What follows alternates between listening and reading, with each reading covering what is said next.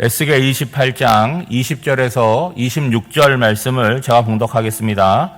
여호와의 말씀이 또 내게 임하여 이르시되 인자야 너는 얼굴을 시돈으로 향하고 그에게 예언하라. 너는 이르기를 주 여호와께서 이같이 말씀하시되 시돈아 내가 너를 대적하나니 내 가운데에서 내 영광이 나타나리라 하셨다 하라.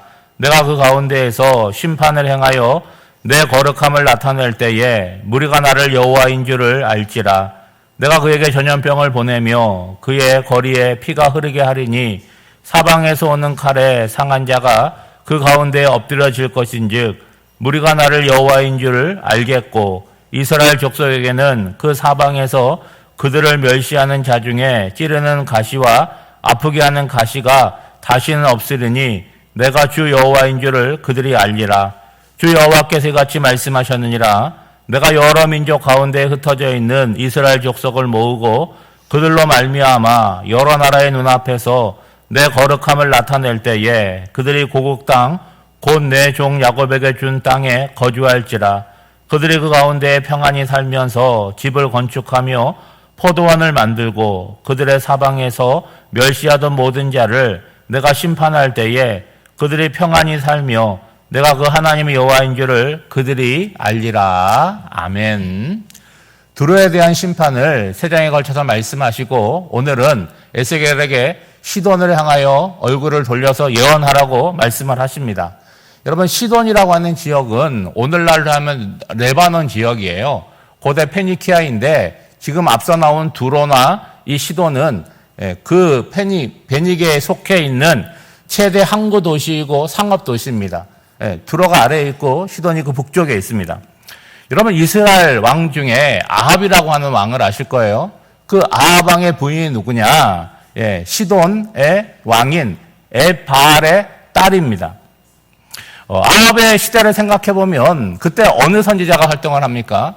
선지자 중에 선지자로 불리는 엘리야가 활동을 합니다. 그러니까 그 아합의 시대는 가장 영적으로 어두운 시대, 이스라엘 역사 가운데 바알을 가장 극심하게 섬겼던 시기입니다. 그로 말미암아 오늘 본문에 나오는 에스겔뿐만이 아니라 이사야, 예레미야, 요엘 선지자가 시돈의 멸망을 예언하고 있죠. 앞서 두로에 대한 예언이 상당히 길게 나온 것에 비해서 오늘 시돈에 대한 이 심판 예언은 단 2절에 불과합니다. 먼저 22절 말씀에 보면 너는 이르기를 주 여호와께서 이같이 말씀하시되 라는 것으로 예언이 시작이 되죠. 여러분 이 표현은요 에스겔서에서 계속 반복되는 표현입니다. 지금 에스겔의 입을 통해서 선포되는 말씀은 에스겔의 머리나 이 생각 속에서 나오는 말씀이 아니라는 거예요. 그럼 어디에서 온 것입니까?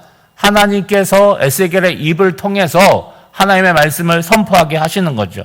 그러니까 쉽게 얘기하면 우리가 남의 말을 인용할 때 이렇게 글로 쓰지 않습니까? 그때는 뭐 합니까? 양쪽에 따옴표를 붙이는 거예요. 이건 내 얘기가 아니다. 아무개의 말을 내가 그대로 인용하는 것이다. 그런 의미가 같습니다.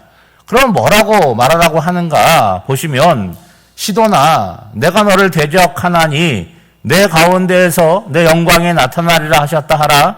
내가 그 가운데에서 심판을 행하여 내 거룩함을 나타낼 때에 무리가 나를 여호와인 줄을 알리라.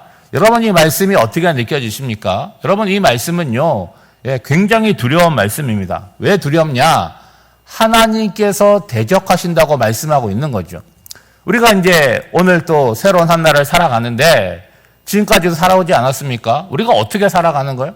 내가 애쓰고 노력하고 수고해서 살아가는 것 같지만 하나님께서 생명을 주시고 호흡을 주시고 우리가 살아갈 수 있도록 우리의 필요한 것들을 채워주시기 때문에 우리가 살아가는 거죠. 그것을 내가 알고 있고 하나님 은혜에 감사하고 인정하는 사람이 뭡니까? 그 사람들이 신앙인은 아닙니까? 그런데 하나님께서 시돈을 대적하신다라고 한다면 그들이 어떻게 살아가겠습니까?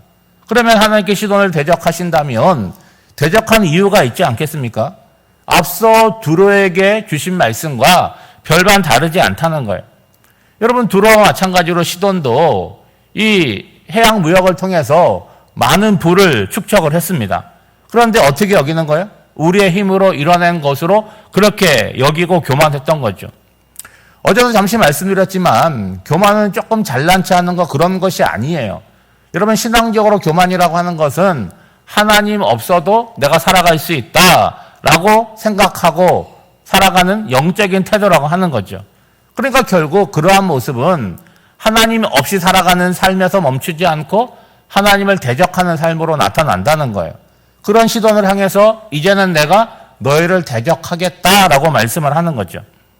그런데 하나님이 시돈을 대적하시는 것이 어떻게 하나님의 영광이 나타나는 모습이 될 수 있을까요? 여러분 잘 이해하셔야 되는데 이 말은 번영하고 잘 나가는 시돈을 심판하심으로 하나님의 살아계심과 주권을 나타내시겠다는 의미입니다. 여러분 하나님은 구원과 축복을 통해서도 하나님의 영광을 나타내시지만 죄와 악에 대해서 무관심하지 않으시고 적극적으로 개입해서 심판을 하심으로도 하나님의 거룩하심을 나타내신다는 거죠. 그럼 이렇게 하시는 목적이 뭐냐?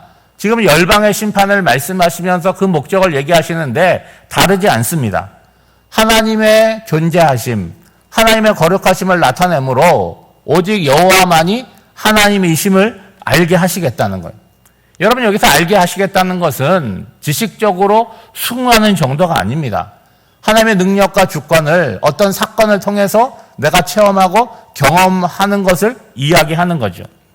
이제 23절부터는 시돈에 관한 구체적인 심판의 내용이 나옵니다. 여러분 고대 사극을 보면 고대 시대도 이렇게 살펴보고 우리가 쉽게 사극을 보면 나라에 큰 문제가 생길 때는 주로 뭡니까? 전쟁이 나거나 흉년이 드는 것도 있지만 역병이 일어나는 거예요. 여러분 전염병이 생기게 되면 과거의 시대는 속수무책으로 당할 수밖에 없는 거죠. 또한 뭐라고 얘기합니까? 너희 거리가 피로 물들 것이다. 사방으로 오는 칼로 인해서 많은 사람이 죽게 될 것이다. 보세요 여러분. 칼이 한쪽으로 오면 반대쪽으로 도망을 가야 되는 거예요. 그런데 동서남북 사방으로 온다는 것은 뭡니까? 도망갈 곳이 없고 피할 곳이 없는 사면초가의 상황을 이야기하는 거죠. 여러분 시돈은요. 앞서 말씀드린 두로와 같이 섬 안에 있는 남북 군락의 요새는 없었어도 많은 부가 있으니까 여러분 군사력이 있었겠죠. 또 그들이 의지하는 우상도 있었고 동맹을 맺는 많은 나라들도 있었습니다. 그렇지만 하나님의 심판 앞에서는 무력할 뿐이었다는 거예요. 그러니까 피할 수 없는 심판을 통해서 누가 하나님이신지를 내가 분명히 너희들에게 보여주겠다라고 말씀하고 있는 거죠. 그런데 여러분 지금 이 시돈에 대한 심판의 말씀을 누구한테 하는 거예요? 시돈에게 하는 것입니까? 두로에 대한 긴 심판의 내용을 선지자를 에스겔을 두로에 보내서 두로에게 하시는 것입니까? 아니잖아요. 지금 포로된 유다 백성들에게 주고 있는 거죠. 그럼 여러분 이상하지 않습니까? 왜 유다 백성들에게 다른 나라 열방의 심판에 대해서 말씀하신 이유가 뭐겠습니까? 그것은 반복해서 나오는 대로 바벨론에 멸망한 유다 백성들에게 지금 현재에도 하나님은 만물의 주권자 되심을 말씀하고 있는 거죠. 여러분 유다가 멸망한 것은 그들의 죄로 인해서 나타난 결과일 뿐이지 그들이 생각하는 것처럼 바벨론 신보다 하나님이 못해서 진 것이 아니라는 거예요. 여러분 나라가 위기에 처하고 망하면 누구에게 도움을 청하겠습니까? 주변 국가에게 도움을 청하려고 하는 마음이 생길 텐데 지금 에스겔을 통해서 하나님이 하시는 말씀이 뭐예요? 주변 국가들은 어떻게 된다는 거예요? 다 멸망하게 되고 망하게 될 것이다. 그들은 너에게 도움을 줄 수 없고 힘이 되어줄 수 없다라는 이야기를 하고 있는 거죠. 그러니까 다른 것 의지하지 말고 너희들이 의지할 존재는 누구밖에 없다는 거예요? 하나님밖에 없다. 그 말씀을 하는 거죠.